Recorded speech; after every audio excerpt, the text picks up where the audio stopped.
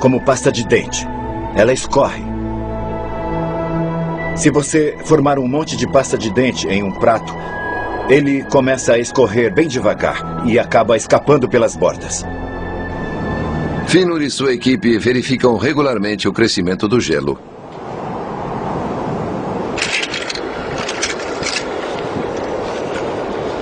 Aqui temos o sistema de satélite GPS. Podemos calcular a posição deste ponto com precisão de 2 centímetros. Assim, podemos calcular o deslocamento da geleira.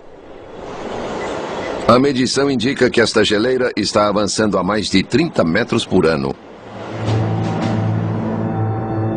Com as temperaturas de hoje, o avanço glacial é coibido pelo derretimento. Mas se a temperatura global caísse alguns graus por um período maior, as geleiras avançariam mais e a Terra conheceria outra era do gelo. A era do gelo foi descoberta pela primeira vez pelo geólogo suíço Louis Agassiz. Quando explorou os Alpes suíços em 1830, ele notou imensas pedras espalhadas pela região e torres estranhas de seixos encimadas por pedras grandes que pareciam montar guarda nos vales. Para explicar como aquilo chegou a tal posição, Agassiz imaginou que as pedras foram depositadas pelas antigas geleiras, que um dia tinham enchido os vales e coberto o hemisfério norte. Inicialmente ridicularizada, a teoria de Agassiz acabou aceita, pois a história da Terra assinala que o gelo realmente cobriu os continentes em todo o planeta. E os indícios estão em toda parte.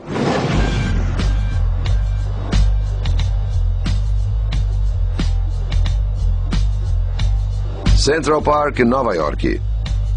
Esse oásis verde no centro de Manhattan mostra a estrutura rochosa da ilha. Muitos afloramentos encontráveis contêm pegadas de geleiras.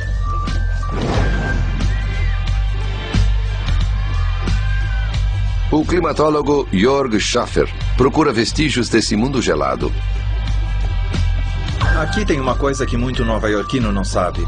Você vê a Era do Gelo se abrir os olhos. Olhando de perto, as pedras têm marcas paralelas e finas, com profundidade de frações de centímetro.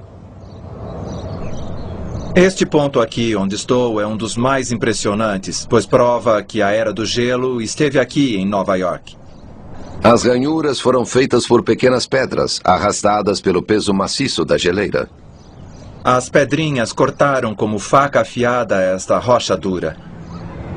É uma prova irrefutável de que um enorme lençol de gelo avançava nesta direção, aqui, no meio de Nova York.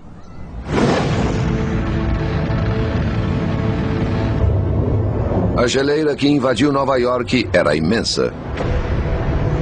O gelo veio do Ártico e enterrou Manhattan sob uma capa branca. Para dar uma ideia da espessura do lençol de gelo nesta área, devia ter pelo menos 2 vezes a altura total do famoso Empire State Building. Nos últimos 2 milhões de anos, a temperatura foi subindo e a enorme capa de gelo foi recuando.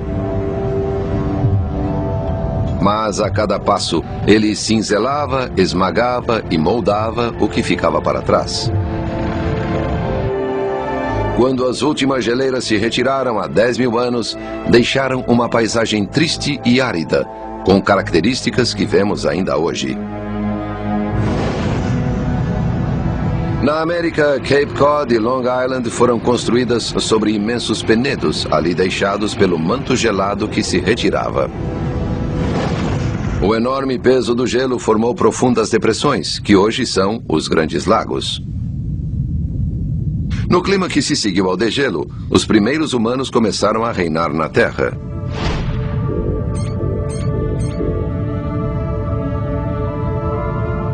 Nesse breve período, uma fração de 1% da história da Terra, a história inteira da civilização humana se desenvolveu. A engenhosidade humana remodelou nosso planeta. De nossa perspectiva, o que alcançamos foi arrebatador. Mas continuaremos a sobreviver e prosperar? O homem, com a tecnologia, dominou o planeta de modo mais completo do que qualquer animal de nossa história da vida. Mas nós o fizemos por um período muito curto e ainda temos muito a percorrer. Nos últimos 4,5 bilhões de anos, a Terra fez uma jornada épica e assombrosa. No curso de sua existência, o ambiente do planeta sofreu transformações drásticas. E desde a chegada da vida, tais transformações determinaram os organismos que sobreviveriam e os que seriam exterminados. Se esse passado turbulento servir de modelo, a vida e o homem vão enfrentar outras duras batalhas, enquanto o planeta continuar em sua trilha de eternas mudanças. A vida depende totalmente da Terra. O que a Terra nos dá é nosso motivo de vida. É difícil separar totalmente os processos de geologia e os processos de vida.